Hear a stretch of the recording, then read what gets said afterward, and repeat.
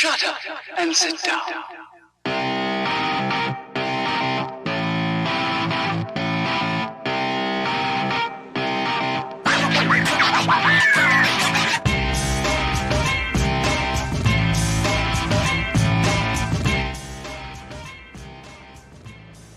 The ChampCar iRacing series heads west for round 3. It's the TCR cars at Sonoma Raceway. Our debut of this class in championship competition. There's 4 models on offer around this beautiful and undulating track, and a 1-hour race ahead of us. Qualifying just wrapping up now, and points and prizes on the line again in 2023 for the ChampCar iRacing series. Thanks for joining our broadcast. David Haynes here with Devin Peters, Michael Derby on the cameras. Devin, it's been an exciting start to this series. Some fresh winners, some fresh names up front, and every race unpredictable. Yeah, absolutely. 2 races in, and the driver leading the points doesn't even have a win to his name, Andrew Pilata. But yeah, it's been an exciting season so far. Lots of new names and new faces on the grid, and very cars. Competitive. Yeah, new cars. Speaking of tonight. Yeah, exactly. So what we've got on offer is the 4 available, don't call them TCR because that name's not licensed, front-wheel drive turbocharged touring cars. The Audi RS3 LMS. We've got both of the Hyundai models, the Veloster and the Elantra, and the Honda Civic Type R, which is a pretty famous name. And, well, there's plenty of Honda racing ChampCar teams and drivers out there, so it's getting a good run as well. Which is the one to be in? Well, I'm not sure it matters. These are relatively challenging cars to drive with all of that horsepower going down through the front wheels. There are a unique driving style to get maximum performance out of these. Not to mention the amount of aero that these cars have. A lot of people see front-wheel drive touring car and they kind of don't notice that they weigh almost nothing and have just every kind of aero underneath them, sticking them to the ground. So definitely an odd driving experience, and we're kind of seeing that in how the qualifying's playing out here so far. Yeah, certainly. The sun is getting a little deeper into the California afternoon. The track is cooling off just a little bit, and the times are getting closer up front, with newcomer Dennis Fedoroshan leading the way a 10th from defending champion Mark McCormick. And that is a battle. Hyundai versus Audi, and Hurley in 3rd in qualifying at the moment, in one of the Velosters, one of the Elantras, and then Perry Elwood in 4th is in one of the Honda Civics. So it's pretty jumbled up the front there, but the times are relatively close, and we know that even with the horsepower they've got, there's still some slipstream to be found in these cars. Yeah, absolutely. And with the sort of mixed weather we've been seeing this afternoon, just one cloud going over the track during your lap has been enough to make a bit of a difference on the timing screen. So guys that are out there still lapping are just hoping that they get that perfect cloud cover, get those extra few degrees of track temp to go away, and they can find that last little bit of speed here as we get close to the end of qualifying. This is round 3 of 12 for the year of the 1-hour races. There's also 4 enduro rounds, which will be longer teammate co-driver races deeper in the year. And of course, this is the first time we've seen the TCR this year, after having the Toyota GR86 Cup car for the opening round, the NC 2005-2006 Miata for round 2, and, well, March 22nd, we take the Mustang FR 500S to Daytona International Speedway. That was a very exciting round last year, and we look forward to it again. The whole schedule is on the ChampCar forum, forum.champcar.org, and it's right at the top. You can find the schedule, find the cars, find the prizes, and of course find how to come race with us if that's what you'd want to do. Yeah, lots of good information in there, and the week before the race we always have a practice session up with the setup so the drivers can get acclimated and have a little bit more of a relaxed driving experience. It's a good community of folks that we got here, racing in the Real Series and of course racing in the iRacing Series. and a good place to come and get known if you want to show off your skills to the broader ChampCar community. And this season's points champion is getting $1,500 worth of ChampCar credit to put towards whatever race they might want to find themselves doing in the coming year. And anywhere across the United States, many tracks that you could tick off your bucket list and go racing in the ChampCar Endurance Series. Some other prizes coming up a little earlier than that, though, is for our drivers who complete the first 4 rounds. So that's from the opening round at Jan 18 through to that next round coming up at Daytona March 22nd. Everyone who completes all 4 of those is going into the draw for $250 worth of ChampCar credit. Yeah, and we're seeing already a lot of potential entries in that draw.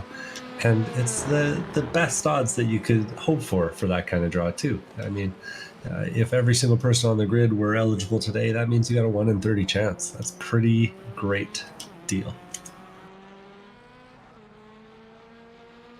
Yeah, not bad indeed. That goes a decent way. So qualifying is very, very close to finishing up. The checkered flag is out. Some drivers are completing the laps that they're on at the moment. And then we're going to get ready to go racing. Shane Cameron showing off the jumps that are available on the track. Wouldn't usually attempt them in the TCR, but hey, they look pretty good on the broadcast. Flying's the only way to get anywhere in Alaska, so I'm told. So he'll be well experienced, and drivers, most of them have taken that qualifying checkered flag at this point. I've noticed 4 or so Love Racing drivers, and they're split across a whole different heap of models. Kowalczyk and Perry Elwood in the Honda, Mr. Nick Love himself in the Veloster. So they're not all in the same boat there. Yeah, it's kind of interesting. I think there might be a little bit of team reconnaissance going on, trying to figure out which one is the fastest one for them. Luckily, switching chassis is a little cheaper in the iRacing series than it is in real life. And then Sean Saputra is in the Hyundai Elantra. So the 4 of them are across 3 different cars. We'll see who does what, but I think of that stable, Perry Elwood has been their strongest qualifier.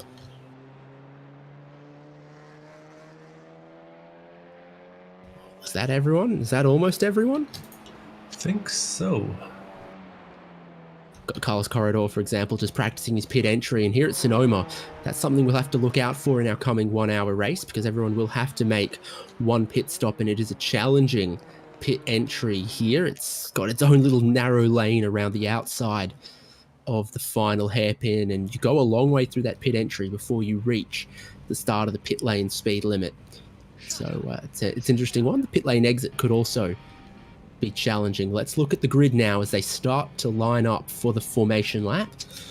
Front row of the grid is Dennis Federation and John Hurley. Is it? No, it's Mark McCormick. Kill that one and try it again. Because it is Federation and Mark McCormick, and then the second row is Tim Wire and John Hurley. The numbers are right, but the positions somehow aren't. Okay. Someone's gone and beaten up the overlay. But we got Tim Wire in 3rd place, John Hurley in 4th, Perry Elwood in 5th, Josh Soto in 6th, Ian Giebler in 7th, Sean Saputra in 8th, Kyle Robertson in 10th, Jordan Butler in 10th actually, and Alex Albert in 11th. Sorry, that noise in the back was just Haynes beating up the producer. Tony Alfano in 12th, Davis Trask in 13th, Justin Hall in 14th, Wayne Nonemaker in 15th, Nicholas Love in 16th, Lee Muleman in 17th, Shane Cameron in 18th, Scott Grinnell in 19th, Greg Vanderbilt in 20th, Jay Sofianek in 21st, Mark Kruger in What is going on? 22nd, Aaron Thorpe in 23rd, David Warden in 24th, Todd Chapman in 25th, Alan Wells in 26th, Charles Kowalczyk in 27th, David Palermo 28th, William Corridor in 29th, Jared Cubitt in 30th, Danny Robinson in 31st, and Carlos Corridor in 32nd.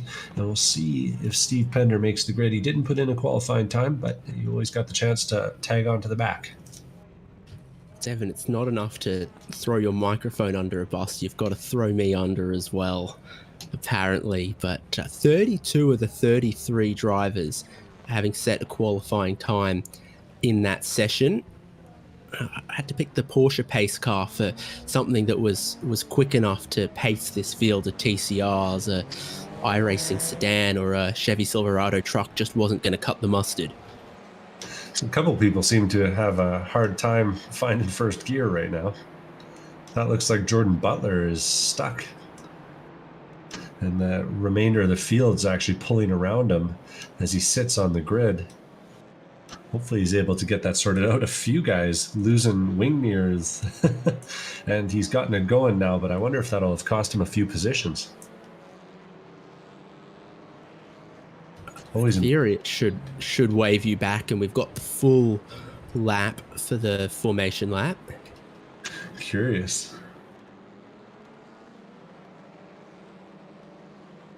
It's not great. You shouldn't be able to stall these cars, to the best of my knowledge. Well, maybe you can. Yeah, I think Jordan Butler's making his case. It is possible when they're in neutral. Oh, no, actually, when they're in neutral, you just bang it into first gear. So I don't know. I'm not sure what he's managed to do there, but he's picking his way through the field. Uncomfortable feeling. Oh, he makes a little bit of contact, too. We'll see if he's able to retake that position as the leaders are just coming through turn number 7 there, heading on to the flowing S's on the back half of the track.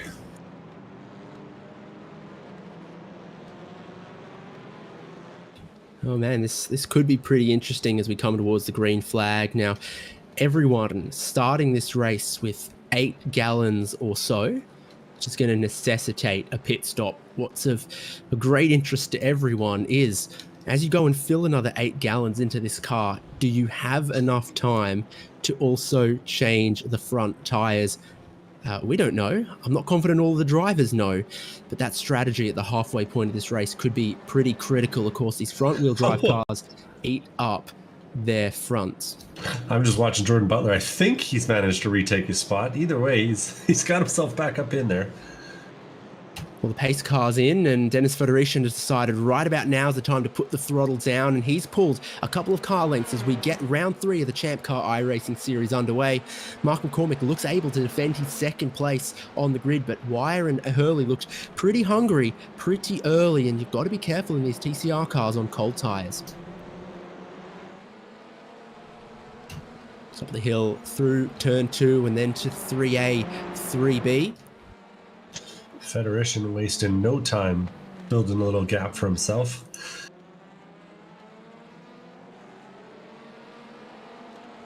Too wide, a little deeper in the field. Seeing Alex Albert get pushed out wide by Davis Trask and Tony Alfano ahead.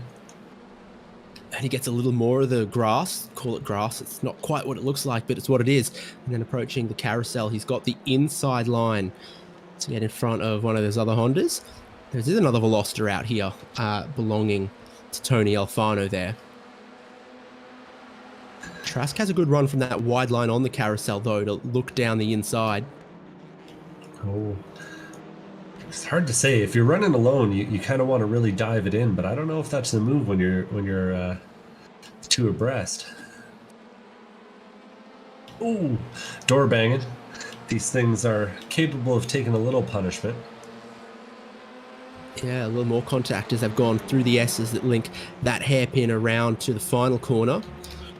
I'm still trying to find the balance and warm up the tyres on these cars. Rear tyres famously difficult to heat up on the TCR models, but with 1 lap in the books, it's an over 1 second lead for Dennis Federation. Who was that? That looked like Jordan Butler had all 4 tires off on the exit of 10 there. Maybe I missed it. It might not have been him.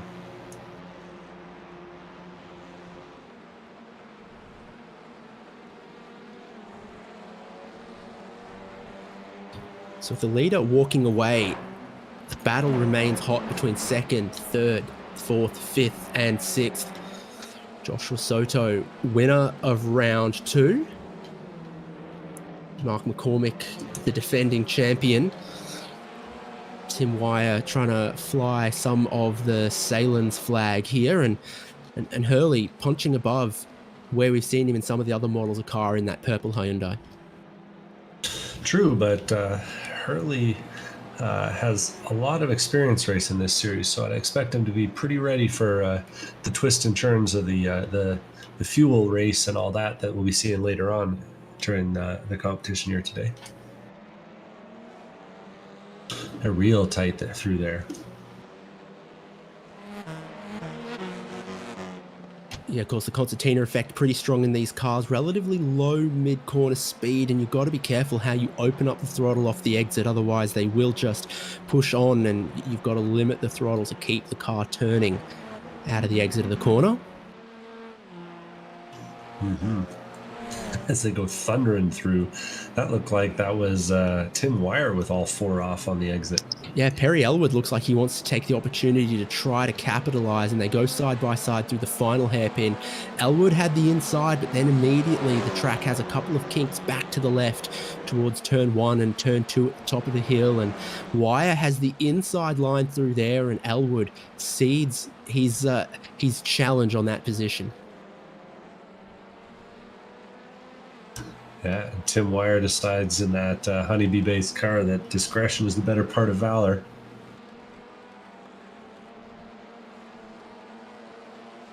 He'll be carrying that on.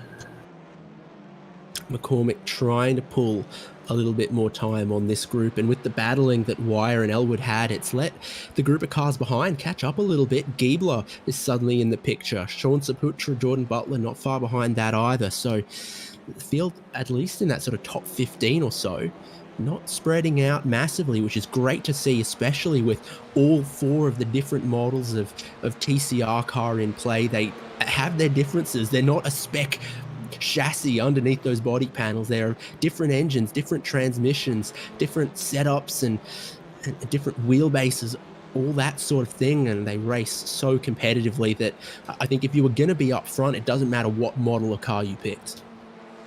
Yeah, I think even just the qualifying screen shows how close it was today.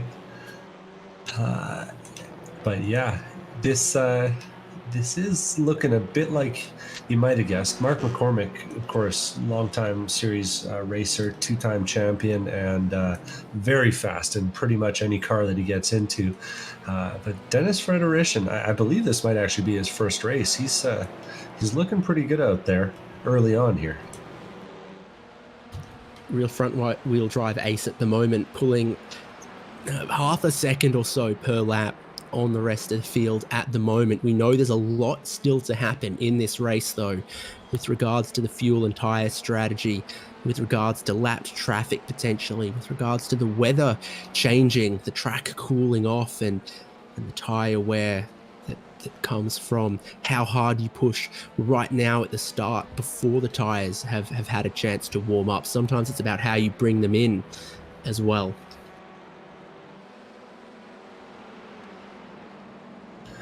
Yeah, that can definitely be a big factor, and it will be interesting to see. I think that you can make a lot of pace in these cars by really abusing the front tires. So it will be interesting to see who's able to, have some pace 10 minutes, 15 minutes into the race. Someone driving an Elantra just had a big whoopsie at turn 4, but I didn't quite catch who it was. It was one of the factory default, if you will, liveries, which makes it hard to immediately pick who it was. Honda's battling in front of Alex Albert, Trask, and Robertson.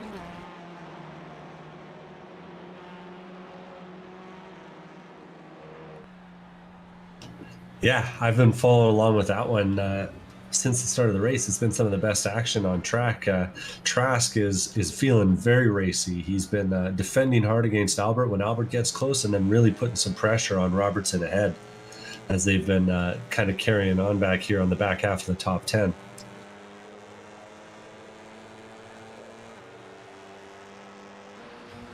Yeah, a bunch of Hondas at this part of the grid with the red badge on the nose to let you know it's a Type R.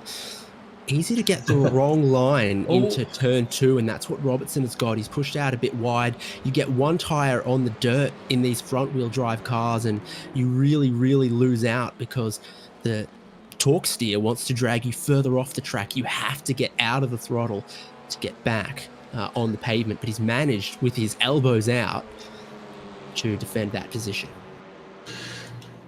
And Alex Albert had to stomp on the brakes on the exit at 4 there because that was Trask that was just taking up the whole road ahead of him. There wasn't quite a TCR's width anywhere for Alex to go.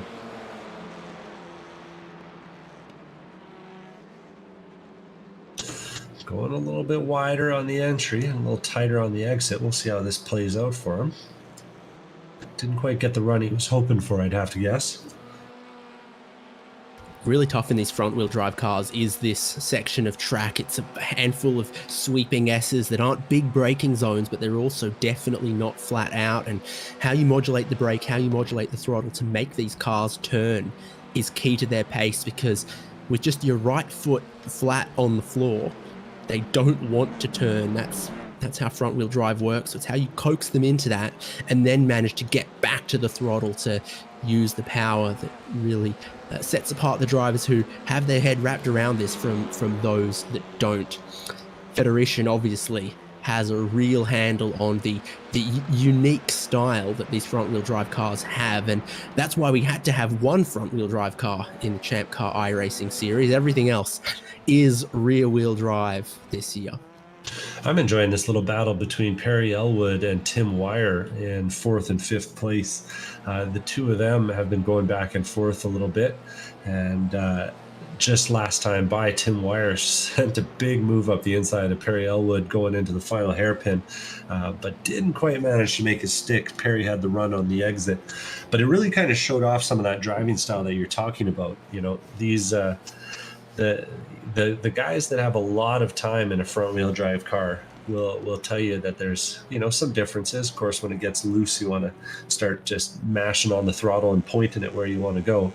But in these things in particular, with the amount of aero that's on them, they really seem to appreciate a fast entry so you can keep the downforce up, and then that really low minimum apex speed. And if you keep a close eye on it, when we go from these guys that are kind of running on the back half of the top 10 or in the middle of the top 10, and then we get on board later with Dennis up at the front, you can really tell how he approaches the corner is just kind of a completely different way of driving to maximize the speed. But of course, turn in, late throttle, late apex, early throttle. That's what you see from some. Yeah, and of course I've gone and talked about a battle, and it's completely evaporated between those two. Looks like Perry's gone and driven away a bit from Tim. Now, every driver has started with the same amount of fuel. Every Honda is on the same setup. Every Audi is on the same setup. Every Veloster and Elantra are on setups identical to each other. But of course, the setup for an Audi doesn't work on a Honda, or vice versa. So exactly which cars are strong initially, which cars wear their tires out more, is all going to play out and remains to be seen. Is that Lee Mullerman with an early stop after 6 laps? Oh, I'm just following along here with Tony Alfano as he gets shoved off track by Justin Hall. Justin Hall elbows out, uses the wide rear end of that Audi RS3 to push that Veloster of Tony off the track a little bit on the exit. Makes it stick though, and that's 12th place for Justin Hall. He's a little further down than that. What is that? That's up 14th. To 14th place now for him. Oh, yeah, and then Alfano goes in a bit deep there. Nick Love puts the nose in, and it's a Veloster Fiesta, even if that's a different model of hatchback. I'd love to see a Fiesta TCR car. That'd be fun. Nick Love running there in the or in the stock paint job for that Veloster N. It's perfect for him though, because it's got a big N on the roof. You know, he didn't need a special paint job. Again, very, very wide from Alfano, and Love goes underneath, takes the spot away. Yeah, Alfano struggling a little bit. Yeah, struggling with the braking and the turn-in for Alfano at this point. And obviously, the comparison can directly be made between Love and Alfano. They've started the race in identical cars with identical fuel on identical setup. Ooh, Justin Hall's gone and gotten a little wrong going into 2 there.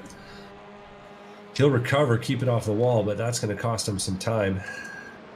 It's tricky to break these things into the corner.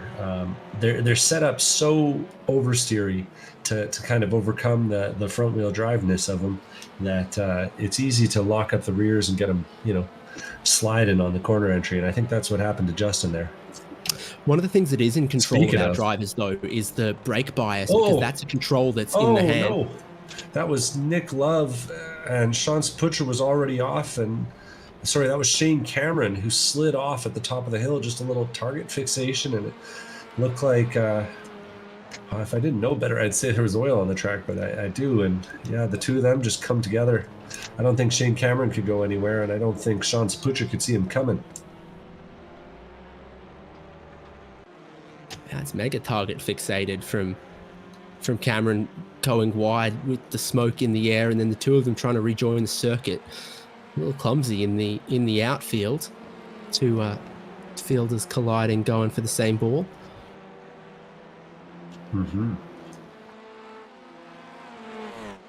That'll be a disappointment for him. Of course, Cameron was actually having a pretty strong race up to that point, up 5 spots, running in 13th place after qualifying 18th. But yeah, he'll be a little bummed out about that one. Hall's gone and taken his spot back in this seemingly never-ending battle between himself and Tony Alfano. And was saying that the drivers have available to themselves to adjust the brake bias as they go throughout the race to suit their needs and their driving style. And of course, it tends to migrate pretty far towards the rearwards in a car that's the only tool you've got to make it turn. It doesn't oversteer on throttle. It doesn't oversteer off throttle, only on the braking. We've just seen another one go off. That's Greg Vandevert, lap down here now or 2. Just gone off again out at turn number 6 there. Looks like that'll be a common mistake for drivers, just getting in a little hot going over the hill and sliding all the way off track. From the driver's eye line, you come towards that carousel section and you really can't see it. You've got and there's no braking markers that I'm aware of for it before the crest either. There is a lot of muscle memory involved in, okay, I've got to woe this up a little bit and start turning over this crest, because the minute I go over it, the track makes 180 degrees away from where I'm currently heading. Mm-hmm.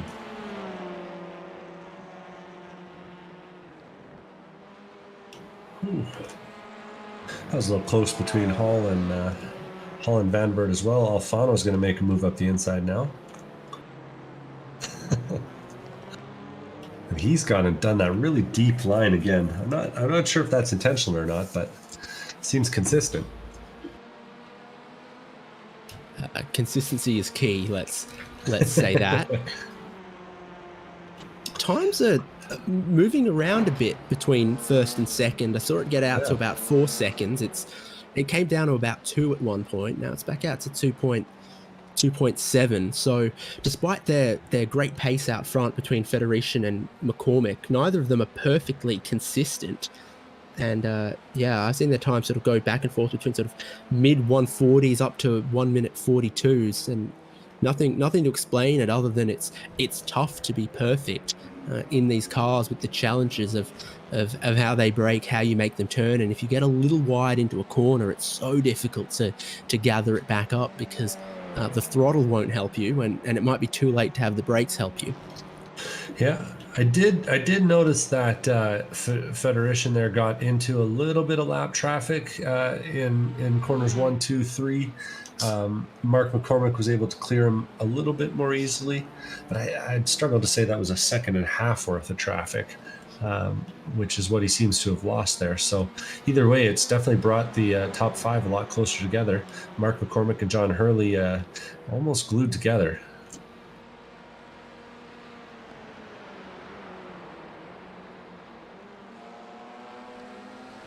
Yeah, less than a second between them. Wyer's not that far back off of Perry Elwood as well in their battle over 4th and 5th, and there's lots of sort of close groups like that. Yeah, Palermo's slowing off the pace as Trask and Robertson and Butler, I think that was, Albert too, all come flying by. Maybe he's just lifting, staying out of the way. Alex Albert fighting hard, trying to keep up. More comfortable in Miata. Or an E30, but no BMWs for the ChampCar iRacing series this year. And we'll have to petition iRacing to scan that one of those Huggins or Danger Racing E30s, you know? I reckon one of the sort of 140i Cup cars would do the trick. There's a couple of them getting around, and they're a little closer to this sort of TCR pace than GT4 or any of the other quicker BMWs, LMDH, IMSA GTP, if you will. That's probably not getting a run in the ChampCar iRacing series. Slightly faster.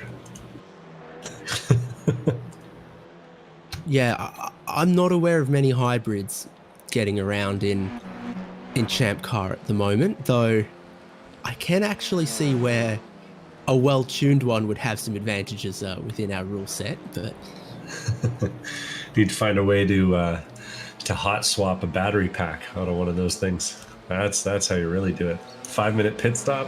Who needs it? It's just a bucket full of double A's. Tim Wyer's dropping back. Yeah, what's going on there? I wonder if he got Where a little has he slowdown. He ran wide going into 2 by the looks of things. Yeah, just got a little loose and put 2 tires off, and as you said earlier, torque seared into the grass a little bit. Cost him some time. Because in a rear-wheel drive car, you get one side of the car out on the dirt going wide, and suddenly, you know, you get loose. Whoa! You steer it back onto the pavement. You keep going. In these, you go out wide. You've got one drive tire on the pavement, one on the dirt. The one on the pavement wants to put all the traction down and steer you away onto the dirt. So I think the trick there is if you had a less competent limited slip differential, the effect would be lessened. These are pretty well tuned for performance on the pavement. Yeah, there is an awful lot of buttons that you can click to mess with that. Those differentials. A lot of shimming and tricks there. Alex Albert, David Trask, and Kyle Roberts, though are continuing this battle between the 3 of them, doing their part to keep things interesting. We've actually had Aaron Thorpe hit the pit lane this time by 2. I think that's a tow truck. Oh, real close here. There's a massive concertina effect at that final hairpin, and you see Robertson's gone a little wide. Trask has wanted to stick his nose down the inside, but if you don't get all the way clear, then suddenly the track starts looping around back to the left. Robertson gets back in front, himself and Trask not on the optimal line, and Albert looks to cross back over under, but it's really, really difficult to affect the pass here. The track is super undulating. The curbs play a big role. It's mostly single file. It's that classic Sonoma overtake where you get them on the entry, but you're on the wrong side for the next corner, and you just can't carry enough speed to get around them on the outside because you're taking the longer line. The over-under is tough as well because a tighter exit line in these cars is tough to do while also putting power down. Absolutely. Alex Albert gives up a little bit in the left-hander there, and they've all spread themselves out. trying to outbrake someone into this hairpin typically would be your best bet to get ahead, get clear, and be able to push on. We're seeing, is that Nick Love? Should be Shane Cameron. Shane Cameron, oh no. That's a bummer for him. He's had another incident there with, looks like he just jumped the curb while he was racing with Vandevert a little bit. And I guess racing may be following, but he takes a lot of curb and kind of explodes out into that outside wall. And I think he's gone and decided to tow that one back. Tough day for him. Getting a nice sunset here as they go up the hill. Mark McCormick coming through some lap traffic. Got Carlos Corridor ahead as he's trying to chase down Dennis Frederici. Has to give up a little bit on the entry to that corner. Yeah, not easy initially for McCormick there, and Hurley goes through as well. Yeah, sneaks it in there. Always nice to be the second guy or the third guy through in the pack. But that's brought them all a little bit closer together. For a minute there, it was down to 2 seconds again. And, of course, the gap between Hurley and McCormick under a second. For all these corners, I feel like this track should be longer. Apparently, it's only 2.5 miles. Yeah, that sounds about right. It feels like it should be longer than Mid-Ohio because it's got significantly more corners, but apparently they're the same kind of length. So that's the traffic has been a not insignificant challenge for our top 10 already. McCormick's going for the lane. He's going for the early stop. Has he seen more lap traffic that he doesn't want any part of? He's attacking the pit entry aggressively, and then that would be a 45 mile an hour pit lane speed limit. Tim Wire has followed him as well, so 2 Audis on the lane for what looks like a strategic move to try to fill early, maybe get onto some new tires early. Let's wait and see. Yeah, I was actually just going to note that they're coming up on halfway, and ahead of Federici in the next 10 seconds or so, I see 3 lappers. So he'll be coming up on those guys shortly. So definitely up on the jacks for Wire. I don't think I saw McCormick's car go up. I think it's fuel only for McCormick. It is, and could be tires for Tim Wire. McCormick's out in 20 seconds. Wire's still got a little more to go. This looks like rejoining near Alfano for McCormick. So he swapped one type of traffic for another. Tim Wire stopped 23 seconds. I reckon it's very much possible with some new front tires to make up 3 seconds between now and the end of the race.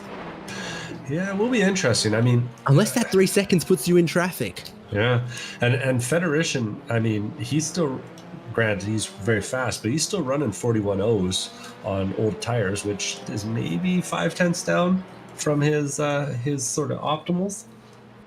So I don't know. I'm not sure how much tire there is, tire advantage there. So it'll be interesting to see how that pans out.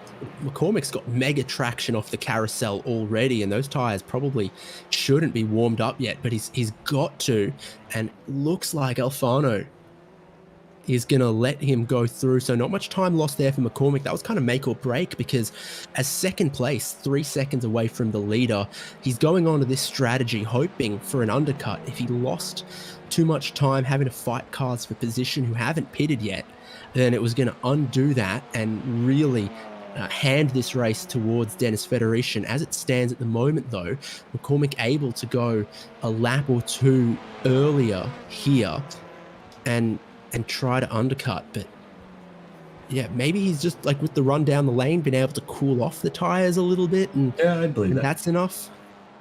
Yeah, I'm back to this battle for now. What is this, fifth through I'd say about 9th place, with Davis Trask getting real close up on Alex Albert. And last time by, they were 2 wide, 2 by 2 through the hairpin. We'll see if they put on the same show again for us as they all go diving down the hill. This would suggest Albert's gotten ahead of Trask, that stayed in touch with Kyle Robertson, who's been catching Ian Giebler and Jordan Butler. Yeah, absolutely. And the whole gang seems to have a lot of different lines to that hairpin. Yeah, you never seem to quite get the same line twice, and it's a bizarre one with sort of two curbing apexes. Do you want to get the last one? Do you want to get them both? It's going to be tough for Giebler here behind William Corridor as lapped traffic. And Giebler says, never mind that, I'm going to pit lane. He's followed in by Butler. Yeah, Butler.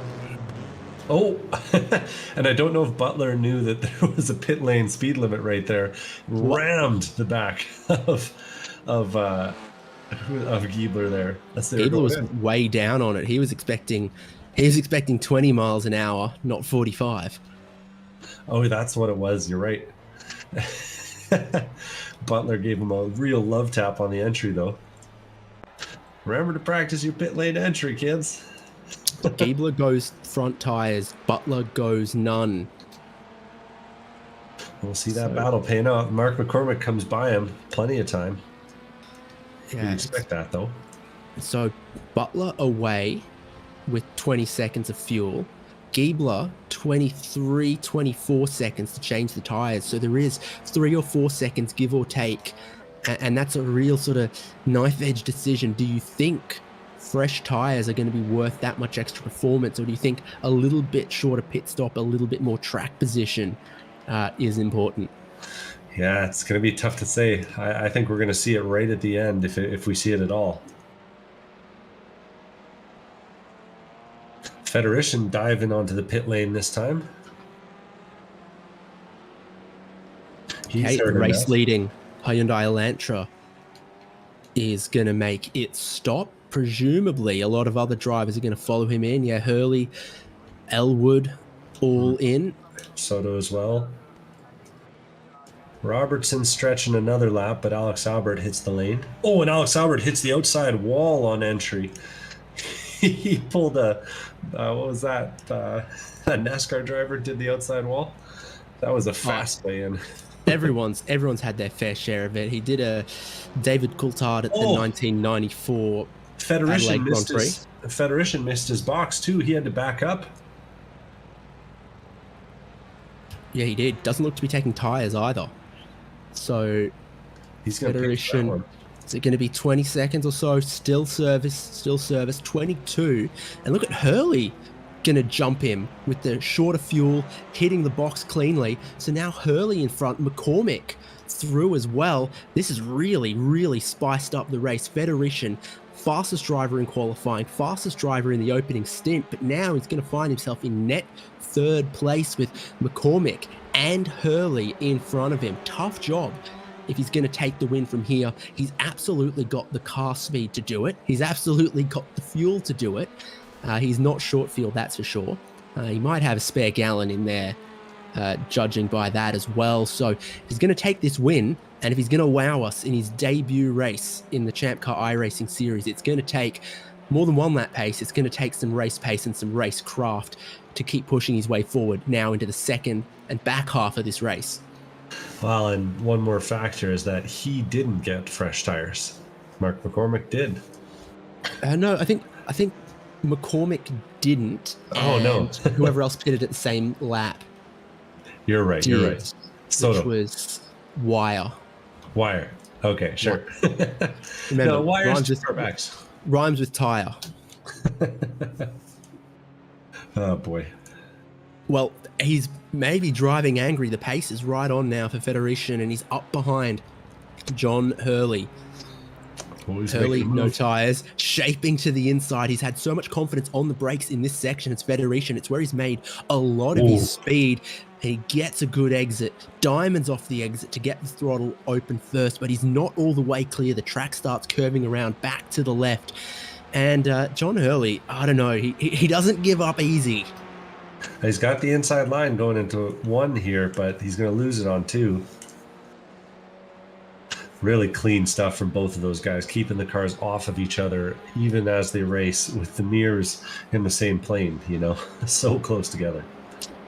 You love that if you're McCormick. He now leads 2.5 seconds as Hurley and Federation had to battle amongst each other, lose a little bit of time, compromise themselves through the final corner, through the pit straight, and on the braking up into turn 2. Federation absolutely looks to have the pace of the field at the moment. And that's not 3 cars ahead of them that you see. That's 2 lappers and Mark McCormick. They're making their way now around Carlos Corridor, and Mark McCormick's going to have to find his way around Aaron Thorpe here shortly. Thorpe looks like he's made a very wide turn to help out with that process, so McCormick's benefited from traffic getting out of the way there. So every driver has made their pit stop that's in contention, and it's McCormick who leads with the early stop, with the perfect run into the lane, into the box, out of the box. Dennis Federation was leading, maybe overfueled the car just a tiny bit, missed his pit box and had to reverse, and all of that cost him 5 seconds or so. John Hurley in 3rd. Joshua Soto jumped up into 4th from Perry Elwood, Jordan Butler, Alex Albert, Tim Wyatt, Davis Trask, and Kyle Robertson in 10th. So some of the big winners through that phase of the pit stops, I think you've got to say it's Joshua Soto, it's Jordan Butler, and it's Alex Albert. Alex Albert, speaking of, is trying to find a move here on Jordan Butler as they come down the front straight underneath the flag stand there. Had a little bit of overlap on the exit, but door got slammed. We'll see if he's got anything going through the S's here. Ooh, real tight. Oh, that's touring car. That's touring car racing, isn't it? There was just space, front bumper to rear bumper at the apex of turn 2, and Albert's got to look for another place he can drive better off a corner and dive down the inside. Wide through the right-hander for Jordan Butler, but it doesn't open up an opportunity to try to outbrake down the inside of this carousel. But if you can go a little wide, take a late apex, carry speed off this corner, you can overtake into the hairpin coming up, as Albert managed to do it. He's benefiting a little from the draft, but I'm not sure he got enough. All about the entry. He gets up the inside, and he's going to do it clean. Butler goes wide, and Alex Albert cuts down the inside, and that's the effect of pressure. Yeah, that was really nicely executed. Saw the other guy going a little bit wide and just tucks it right up the inside there. Meanwhile, back at the front, McCormick's been held up a little bit by Wayne Nonemaker there, as Federation sees maybe a little bit of blood in the water. Yeah, it's come down now to about 1.5 seconds, but there is the lapped car in the middle there, and they're approaching a couple corners where it's tough to get around a lapped car. Even if they want to be nice to you, there's only so much you can do besides hold your line, and you probably should hold your line through 3A and 3B there. Then a very short shoot towards the braking zone for this right-hander. The track drops away. The car wants to understeer on the exit, not just because it's a front-wheel drive car, but that's how every car kind of seems to behave through that section of the track. 1.5 seconds is Mark McCormick, the reigning champions lead. Federation, the new TCR wonder, chipping away at it. Yeah, and he's just gone and set the fastest lap of the race last time by, so there's plenty of life left in those tires.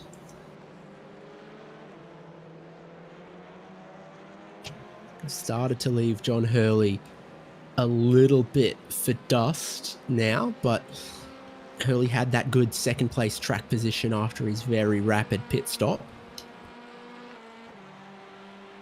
Yeah, it will be interesting to see how if he has to do any fuel saving towards the end of the race here. He was tight on fuel. He wasn't short, don't think. I also got to look at Soto's pit stop, try to get an idea of if he can play himself into a podium position from the 4th that he currently runs, as I think the highest running Honda. Yeah, I lost a lot of time, I think, on the entry to pit lane. It was just kind of a slow, safe entry around the corner there. And actually, the more I think about it, the more Alex Albert's wall riding move makes some sense. We give all the drivers one fast repair in this series, so maybe he decided he was going to spend it there and try and gain a little bit extra on the entry. Well, Joshua Soto took tyres in his pit stop. So you've got your front three who went fuel only.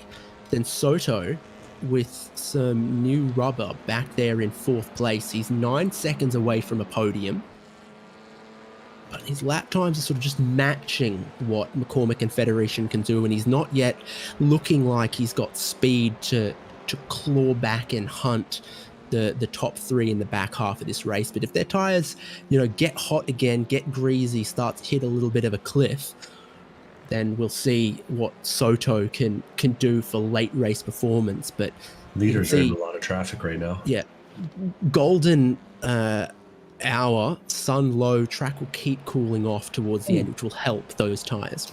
Chaos ahead of Mark McCormick there, and he has to go wide to dodge Scott Grinnell, who got turn 8 all kinds of wrong, stuck 4 tires off in the grass. Federation wants the inside. We'll see if Grinnell gives it to him. Looks like he will with some convincing. Federation gets up the inside, manages to make that move stick. Meanwhile, Grinnell and Chapman are racing, and Chapman's got stuffed it off the outside wall on the exit there. So the two of them are fighting hard with each other for position while the leaders are trying to get by. McCormick's looking to go around the outside of one to take the inside. And Jason Fianek offline there, very loose as you're off throttle, braking uphill, loses the rear, and he ends up right out of the way of our leading trio. Yeah, that's still a spooky one, though, if you're riding on boards. And, what's that? Federishkin right on McCormick's rear bumper. Yeah, no traffic between them anymore. It's half a second, and there's still 20 minutes of racing left to go. Well, we know the pace that Federation has got in this car. We know how feisty McCormick can be. Mm-hmm. Last lap, last no pace. No wins yet this season for McCormick. Yeah, I had contact at Mid-Ohio there near the end of the race while they were battling for the podium too. So we know he's willing to defend the position. And we can't rule out Hurley just yet. He's hanging on. He's 4 seconds back, but if those two get to fighting, that 4 seconds will evaporate real quick. Yeah, so with everything we've just said about the driver in first place and everything we've seen from the driver in second place, this definitely looks like make sure you're in your comfortable seat for the next 20 minutes of racing. Mm-hmm. Joshua Soto in 4th has taken about half a second out of the leaders as well on this lap, as they've navigated a little more traffic and maybe McCormick already driving a little more defensively. Yeah, that little squeak from me was Soto getting real close to a couple of those lappers that I think the leaders were dealing with last lap. He's got Jay Sofianek, who just tossed himself off in turn 1 last time by. Soto's going to try and get around him here cleanly. And Carlos Corredor ahead of that. Another lapped car. Pretty good showing from the field, considering it's a new car to the series. Oh, he goes up the inside and that door closed. That's the vortex of danger, my friends. You're an avid podcast listener? Yeah, I've heard that one. But Soto, no stranger, throws it up the inside. Nicely done there.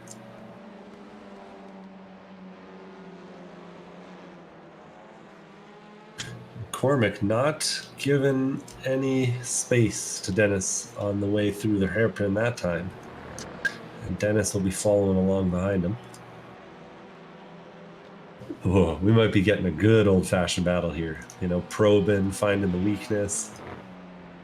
Oh, this has got American Le Mans Corvette versus Flying Lizard Ferrari written all over it, if you ask me. We'll see. You've got a driver leading who will give nothing. You've got a quick car behind, and quite a lot of laps that the leading car would have to defend robustly for. The traffic looks to have cleared up for them for the next couple of laps. There was obviously 5 or 6 cars that they had to get through that we also saw Joshua Soto also have to get through, but there seems to be a segment of clear real estate. Not cheap real estate. This is obviously California, but Wine country. Oh yeah, Bay Area. So but it's open in front of McCormick and Federation for the moment. Jordan Butler's just made some contact with the lapper there. That was Aaron Thorpe, and Aaron Thorpe's gone and hit a jump. Oh, that was exciting times for him. Butler tried to do an over/under on the way through 7, and then he hit Thorpe going up the hill, and Thorpe goes and finds the jump that's on the inside of turn number 4 there. Almost puts it over. Oh, okay.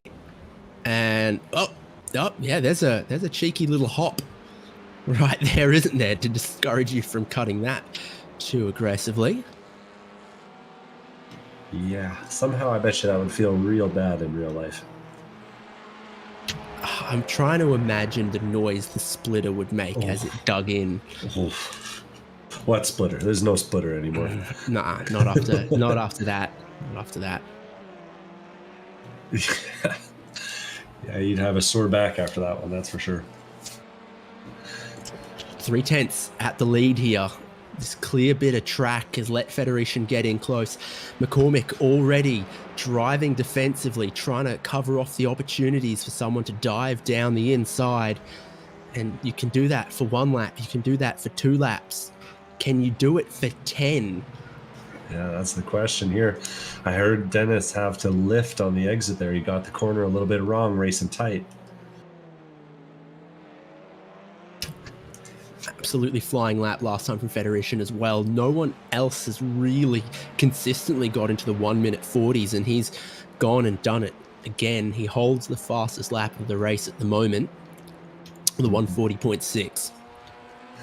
Yeah, and despite our predictions, John Hurley, seeing those two battling ahead, but seeing them getting smaller off in the distance, he's now 5.5 seconds back. He'll have to find a little bit more if he wants to get up there with them.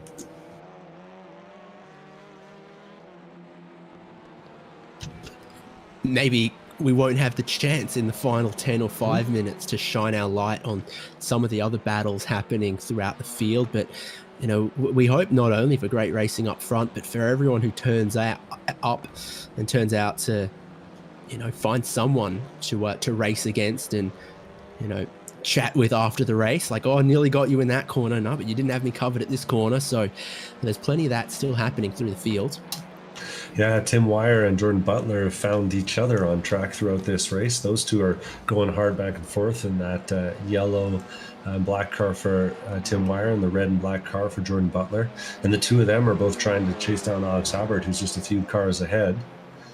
A few seconds as well, if that. Wire, who we know stopped early but did take front tires.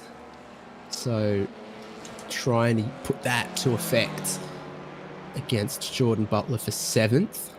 And just peeking into the background of that one, you can see Kyle Robertson and Ian Giebler having their own battle. The two of them are going hard for 10th and 11th place. They head up into turn number 1 and 2 here. Giebler in the Summit Racing Audi, Robertson in the drivetrainer Honda. Mm-hmm. And even if you're on the back edge of the lead lap, there's some fun to be had. Charles Kowalczyk and Tony Alfano have been going back and forth. Looks like Tony's gotten the best of Kowalczyk this lap, managed to overtake him. 17th and 18th place, the last two running on the lead lap. Kowalczyk's gotten thrown it a little bit wide. Spread that battle out a little bit. We've even got guys fighting over 25th place 2 laps down. I'm seeing a 3-way battle between Corridor Aaron Thorpe and Greg Vandevert, who've featured in our front twos battle a few times. Yeah, it's the best battle we got going on at the moment. corridor thought, oh, they're just maybe starting to pull away from Greg Van der Vert a little bit. Mm-hmm. But it'll be interesting to see if those guys find themselves in front of the leader again at a critical moment down the road here.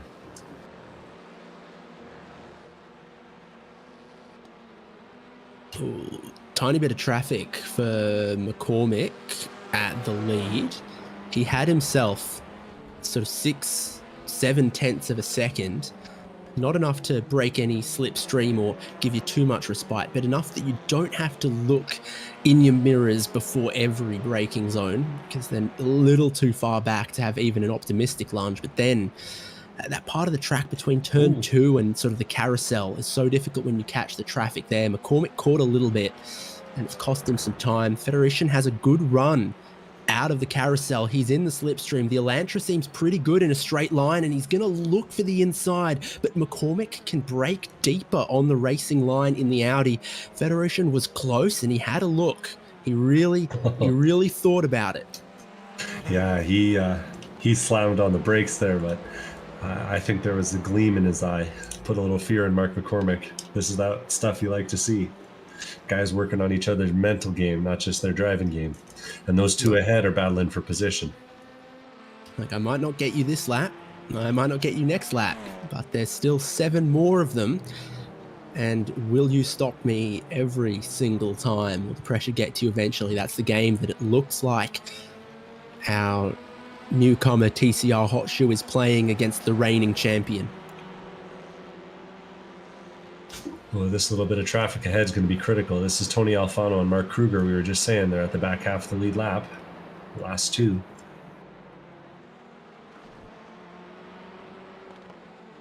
Now having a ripping battle.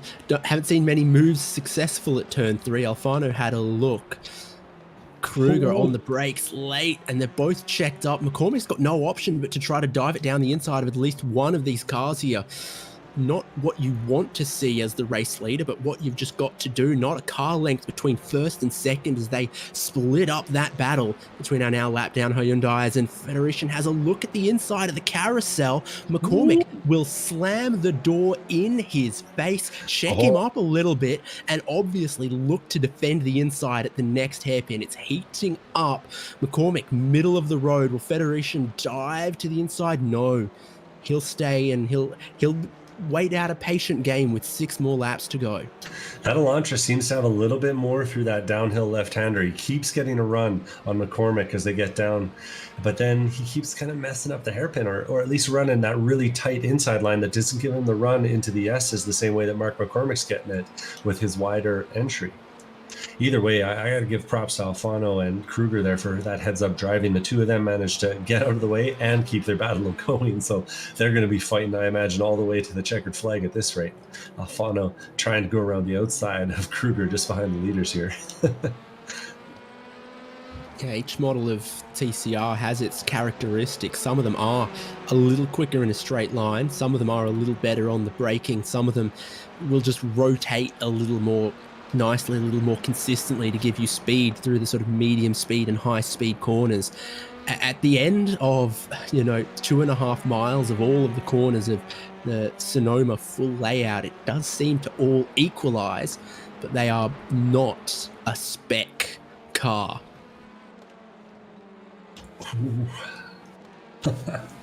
Oh, they're fighting hard. Love to see it. They sure are, and the traffic's not done for them. The next one is Jared Cubitt. He sees it coming, and he's all the way out, as wide as you can go through the carousel, trying to give them space. He doesn't necessarily give them confidence, but he knew what was coming. He was heads up and alert about it, and he did give them space. 0.2 of a second, first to second place. The Elantra looks good with drive off the corners and in a straight line, but it just doesn't seem to want to brake as late as McCormick can in that Audi. Could be a difference of wheelbase here. I think the Audi is a slightly shorter wheelbase. I don't know, but I'm seeing Alex Albert in 6th having to fight off. Oh no, actually, sorry, that's Scott Grinnell in the lapped car. We got Jordan Butler coming up behind in the other red and black car. But those battles, that's 6th through 8th, are starting to tighten up. All these cars kind of coming together close to the end. You celebrate Toyotathon, or you're more of a Honda Days kind of guy? I'm going to have to lean towards the Honda Days. You know who our two quickest drivers out on track at the moment are? Joshua Soto in 4th, Perry Elwood in 5th. I mean, okay, it just goes and changes, but the last lap they were quickest. A bit more traffic for McCormick and Federation. Those guys definitely took new tyres, and they've got a bit of speed hunting down Hurley for the final podium spot. I feel like if we look anywhere but 1st and 2nd, something will happen, but every time we do look, it's like, there's 2 car lengths there. McCormick is pretty confident in the braking zones to cover off Federation, who knows he can't really throw a dive from more than a car length and a half back, but certainly 3rd, 4th, 5th is all going to close up on itself by the end of this one. And if you're going to see, 30 car, 40 car fields all the way through this season, fingers crossed, then, every time you can get a top 5, that's super important. Like we said, Andrew Pilota, not here, but currently leading the championship with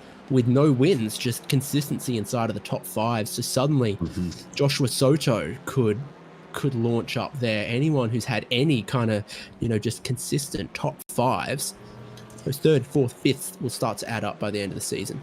This could be some critical traffic here for the leaders. They're coming up on Jay Sofianek on the way down into turn number 10 here. We'll see if he makes way. Leaves the inside open, but there's room for Dennis too. That was tight for a second. Always got to leave room for Dennis. I don't know what that means, but it's provocative. He did. It gets the people going. Certainly McCormick was never going to hang around in that final hairpin, because that's one of the places on the track you can pass and pass definitely with some confidence. It's the braking zone into that far hairpin and into the final hairpin that, you can show the nose from a long way, look down the inside and try to brake deep and outbrake someone. All the other places around the circuit that you can overtake, it's very opportunistic. Federation used all of the curb on turn number 4. I'm surprised that he doesn't have a slowdown after that one. The dirt and the curbs ought to be pretty self-enforcing for track limits most of the places around here. And again, Federation, a good exit, good straight line speed, shows the nose, but can't get the nose to the inside of the corner on Mark McCormick, who didn't look like he flinched. Yeah, Federation flinched a lot later that time, though. I think, 5 minutes ago, things are starting to get a little bit less patient in those cars. Watching his lap times, Soto is definitely hunting down Hurley in time to try to snatch a podium away on the penultimate or the last lap. Yeah, I've been watching that one tick down as well. I'm sure Hurley's feeling the pressure too. Hurley might be feeling the fuel pressure, because he had the shortest stop of anyone. I'd say 8 gallons is 20 seconds. Then, he would have gone a half gallon short of what a lot of other drivers have done, which takes a bit of guts. And this is the point in the race where you start looking at how much you've got left and going, there's still going to be 3 more laps. Is that what I've got? And I do believe, as our leaders, this lead battle, as they nearly touch, as they cross the line, it would have been 3 to go. So big check up between 1st and 2nd at turn 4 there. Yeah, McCormick kind of parked it on the apex, and Federation didn't give up any speed at the apex. There was nearly contact there. We might get to see some good old-fashioned, moves at the apex. A little tap here or there to get someone loose. You can try that in TCR, and the other guy can just keep the boot planted. So they're unique touring cars.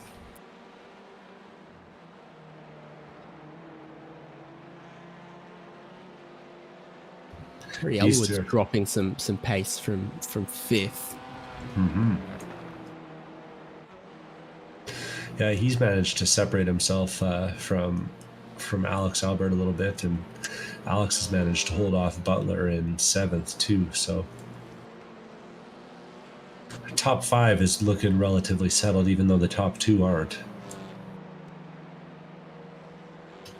Doing numbers in my head, and that say there should be 3 more laps from now at the 1 minute 40s that they're doing, and 3.5 minutes. There'll be like 10 seconds left on the clock when they take the white flag. So if you're any of those drivers struggling on fuel potentially, shorter stops were Hurley, Albert, Justin Hall, Lee Morleman. Josh Soto's got a lot of traffic to cover. He's chasing down Hurley, who's just ahead. He's got one of the corridors between himself and a podium position in the part of the track where you've really just got to send it if you're going to pass on some traffic, and he does it.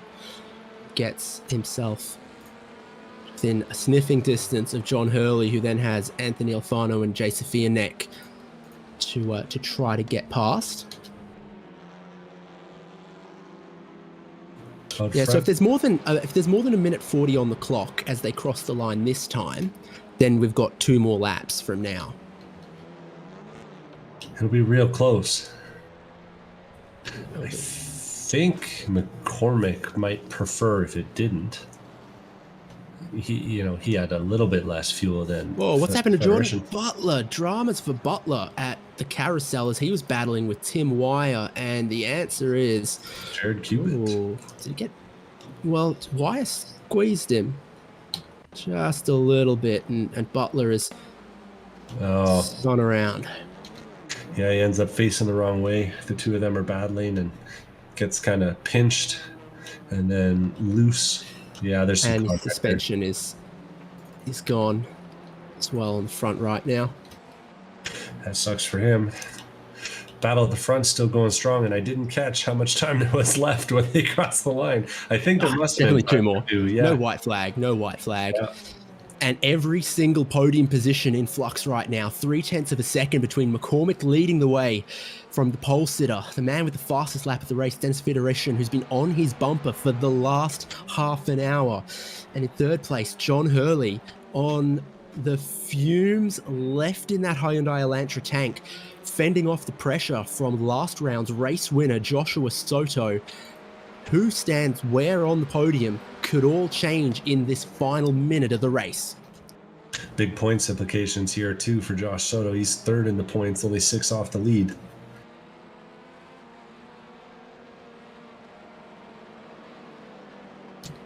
Two and a half miles of racetrack when they get to the start-finish line and the white flag gets waved at him. Suddenly, 0.7 of a second and growing between McCormick and Federation. There's no way Federation short-fueled at 22 seconds, right? No, I shouldn't. He's still dropping. He's still been dropping back. They get clear past some traffic. A couple of crucial seconds still on the clock as they come to the start-finish line to start the final lap of round 3 of the ChampCar iRacing Series for 2023. Hurley and Soto are glued together as well in 3rd and 4th. I'll keep an eye back there.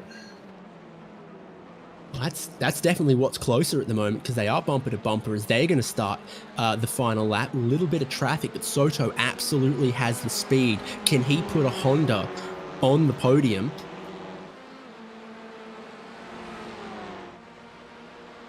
He's trying to do LA Speedworks proud.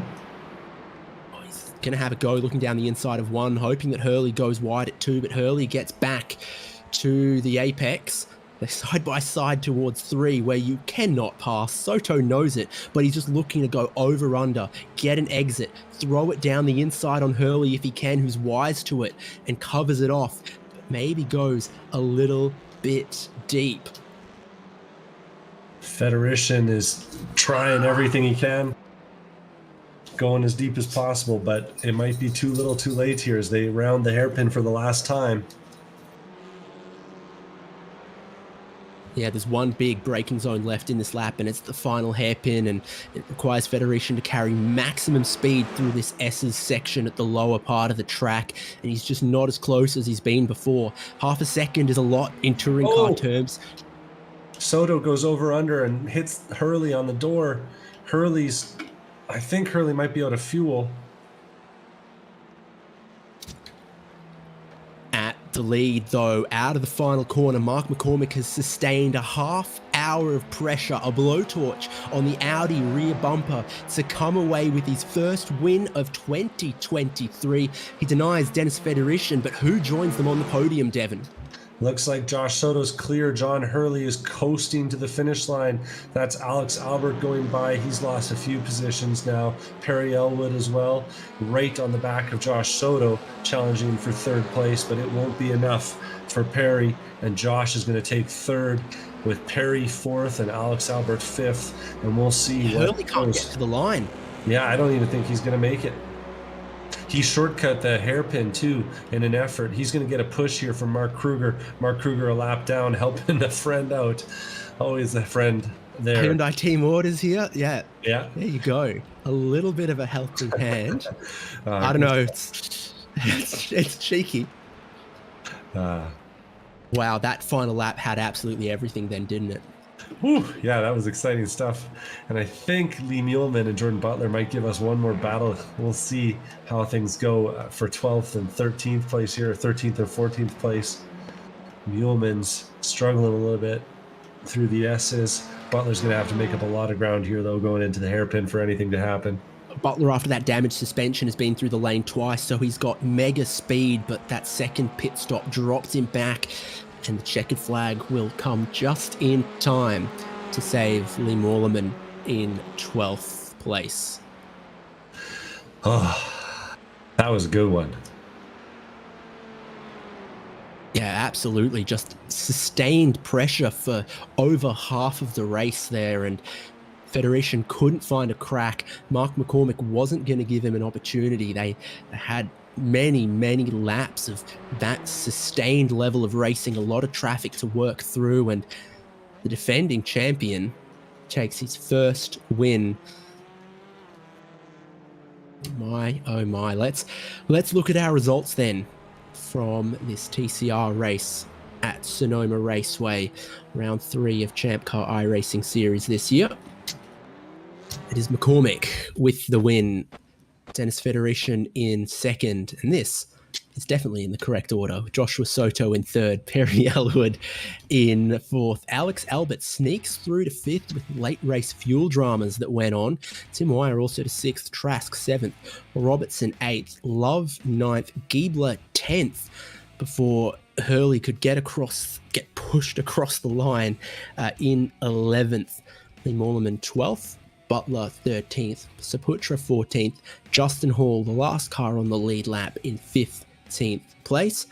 And then a lap down for the Veloster of Tony Alfano, Charles Kowalczyk, Mark Kruger. The account is Wayne Nonamaker, but we're told by reliable sources that it's probably Will. And then Scott Grinnell, David Warden, Todd Chapman, William Corridor, Greg Vandervert, Aaron Thorpe, Carlos Corridor, Alan Wells, Jason Fieniak, and Jared Cubitt, our classified finishers. Retirement for Palermo and Cameron. It did not start for Danny Robertson and Steve Pender. Well, we didn't know what we were going to get out of the first points-paying ChampCar iRacing Series race in these cars. The first points-paying race with multiple models inside of one class, and what we saw was 3 models for the top 3 steps of the podium. It mattered what was in the driver's seat at the end of it all, and we got to see different shapes and hear different noises. Yeah, that was everything you'd hope for in a touring car race. You know, a little bit of chaos, a little bit of elbows out, a little bit of fuel drama. Oh, I love this stuff. Yeah, it was amazing, no doubt. Had a lot of ChampCar Endurance Series to it as well, with the traffic, with the fuel strategy, and with sometimes you're the quick car and it just takes you a while to be able to make the pass. Some of our podium standing by, we're missing just the one. So let's go to our newcomer. Dennis joins us. Well, I mean, congratulations on the fastest lap of the race. on the pole position and really, really applying that pressure all the way to the end. Yeah, it was a good race overall. I was faster than him turn one, and then he was faster than me like the last 2, 3, 4 corners, and it was just back and forth, back and forth. But I made a couple mistakes that cost me. I think I overshot my the pit lane by a few feet, so I had to reverse. And then one of the corners, I accidentally hit my pit limiter, so it was probably a quarter second there too. But yeah, he's probably arguably a better driver than me and a much better defender. So I'm still happy. Yeah, I mean, I remarked 2.5 miles of racetrack, and they seem to have squeezed in twice as many corners as Mid-Ohio. Track position did seem pretty important, and likewise when you had to navigate that traffic. Yeah, I couldn't really find too many places to overtake. Maybe that's also because he's a good defender, but apart from completely dive bombing him and having like an 80% chance of killing both of us, I didn't really see a way in. Obviously, unless he goes off the track, but. Well, you've got some fans in the YouTube chat. You've got some pace in these TCRs. 3 more TCR rounds in the calendar this year. Is TCR your cup of tea, if Americans even say that, or is it just you've happened to stumble upon it and it suited you? Honestly, no. Like whenever I previously raced TCRs, I was terrible. I would cook the tires 10 minutes into the race. I'd usually race Miatas, the GR nowadays. So yeah, the TCR is definitely a different speed, but I just focused on really saving the tires throughout the beginning, just making sure I don't hear the ABS going off, being easy through the corners. In the beginning of the race, I had like 3 seconds on Mark, so I wasn't really trying to push it too hard, but then he undercut me with the pits, and then I had to start pushing, and yeah. A great debut, a great performance. Anyone you want to thank, anyone you want to shout out, any message to deliver to people like Pat Voigt? Yeah, shout out to the Hungry Geckos team. Pat's on it, and then Christian Peeler, Andy Walker, and Josh Halliman. So we race an E30, an actual real life champ car, but unfortunately got destroyed at Road Atlanta. Many of us probably saw the video where we hit that Mustang stalled out on turn 5. So hopefully we'll get it back up and racing again. Best of luck. Thanks for coming out, and congrats on a really, really strong performance in a competitive class of cars. Thank you. Well, there we go, Devin, a second place man, Dennis Federation, with us, and I think you've gone and grabbed the race winner. Hard not to after a performance like that. Great drive out there today, Mark. Oh man, thanks. I really did not expect that I could actually win that. We were chuckling with Dennis there. You managed to, without having the fastest qualifying lap, without having the fastest race lap, managed to master the strategy and hold him off to the end of the race there. Yeah, I don't know. I figured he was just getting away so easy. I could kind of match his pace, but he could do it way more consistently. So before you know it, he had a 3-second lead, and I knew my only shot was to not take tires because that's about a few seconds faster. Mm-hmm. It looked like he had you working hard. Were you worried when he was up behind you? Man, I was worried when he came out of the pits only a second and a half behind. All I could think was that's not going to be enough. Like I was fully resigned to this man's pace, and somehow I put in a few high 40s. I stringed a few together, and then the thought actually occurred to me that maybe I could win this thing. It was really great stuff, and really great stuff to watch from up here, and a critical first race win for you in this championship chase. Yeah, man, these guys are fast this year. I know Soto is participating more than usual. He's always fast. This Dennis guy I've never heard of, and he's freaking fast, that's for sure. So it's definitely a lot more competitive this year. I'm kind of sad that I missed the first race. I do love Road Atlanta, and it kind of skews the stats. So I'll just have to keep an eye on it, and hopefully I could pull out a third victory. We'll see. It's really early in the season, and like I said, these guys are fast, so we'll see. I'm gonna try. I'm gonna sweat it out for you guys. Well, we'll be looking forward to seeing it, and you'll be happy to know that even with a drop week, you're currently sitting in third place in the points with that race win. So going pretty well for you. I'm gonna do my best to keep it up, guys. Looking forward to Daytona. Always, man. Draft Fest, let's do it.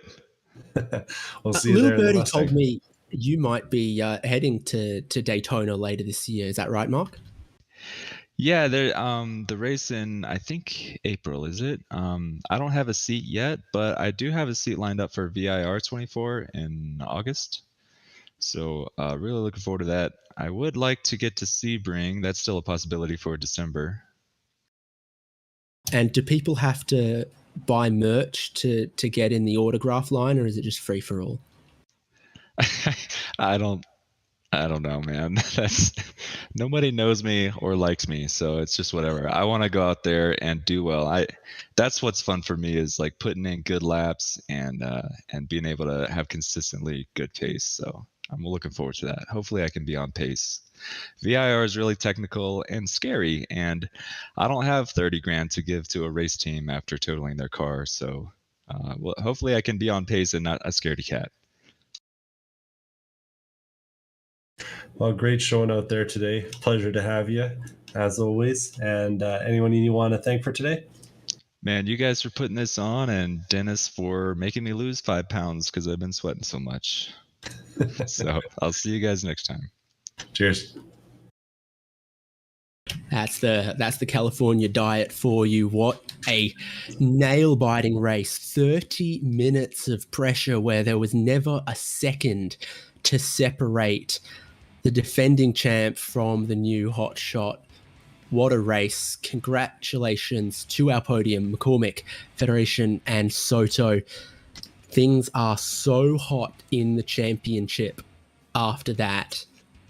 We can't wait to see what happens next time out, March 22nd, at Daytona International Speedway road course in the Mustang FR 500S. Yes, our first V8 of the year, and what a noise it makes, what tires it eats, and what great racing it tends to produce. We look forward to that one. You'll catch the live broadcast here on YouTube again, so subscribe if you want to catch that. If you want to race with us, there is never a bad time to join. Go to forum.champcar.org. In the iRacing section, you'll find the schedule, you'll find the link to join the iRacing League, and you'll find the community of people willing to help you out. If you've got some questions about what wheels should I get, what settings should I have for this, point me in the right direction. So forum.champcar.org, all the information you need if you want to come race with us on iRacing and be a part of this amazing community action. I've been David Haynes, Devin Peters with me, Michael Derby, our producer. What a race Sonoma has delivered. See you in 3 weeks on the high banks of Daytona.